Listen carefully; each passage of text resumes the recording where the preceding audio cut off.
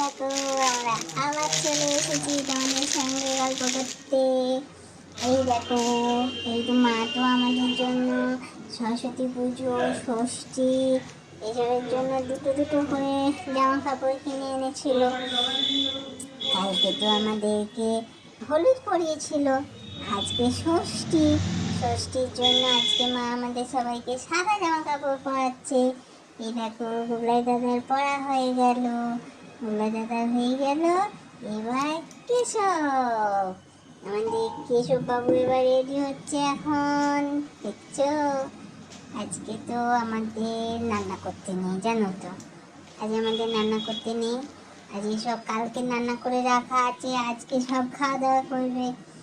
আর মা তো দোকানে খুব ব্যস্ত, ওপরে যেতে সময় পাচ্ছে না, সেই জন্য মা আমাদেরকে নিচেই নিয়ে চলে এসেছে জিজুর অফিসে।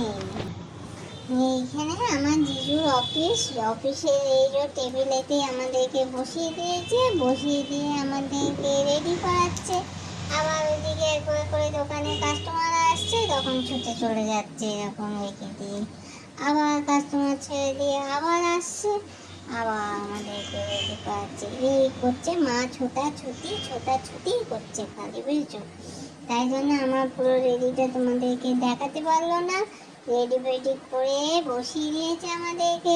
তারপরে আজকে ষষ্ঠীর পুজো হয়েছে। এই দেখো মা আমাদেরকে ষষ্ঠীর ফোঁটা দিয়ে দিল, হ্যাঁ আমাকে দিয়ে দিল, এবার গোলাই দাদাকে দিয়ে দিল, তারপর কেশবকে দিয়ে দিল। তারপরে এবার আজকে আমাদের খাইও হবে এখানে। আর এর মধ্যে আমাদের সয়লি দিদি এসেছে, মামিমা এসেছিল, মামিমা চলে গেল, মামিমা একটু কাজ ছিল বলে আমাদের জন্য চকো নিয়ে এসেছে। আর কালকে তো সয়লি দিদির পরীক্ষা, এবার কালকে সয়লি দিদির পরীক্ষা বলে পেন দুটো আমাকে লিখতে দিয়ে গেছে, বুঝেছো। ওর পরীক্ষা আমি লিখবো, কি অবস্থা বলো তো, কি বুদ্ধি আমার দিদিটার, কোনো বুদ্ধি নেই। হ্যাঁ, আজকে এখানেই আমাদেরকে বসিয়ে দিয়েছে মা, আজকে আমাদের এখানেই খেতে দিচ্ছে, দেখছো। জিজুর টেবিলের মধ্যে বসে বসে আমরা এখন খাই করবো, খাই করে নেবো। খাই হয়ে গেলে তারপরে আমরা এখানে বসে বসে খেলা করবো, মা ওদিকে দোকান সামলাবে। তারপরে আর কি আমরা লোক দেখবো বসে বসে।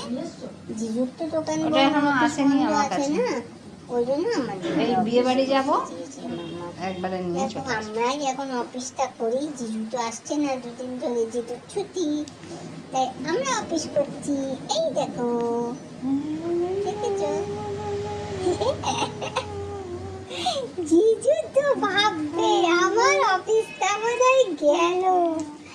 মাধবী এবার ওই পেন খাতা নিয়ে বসে বসে অফিস করবে, জিএসটি করবে, জিএসটি।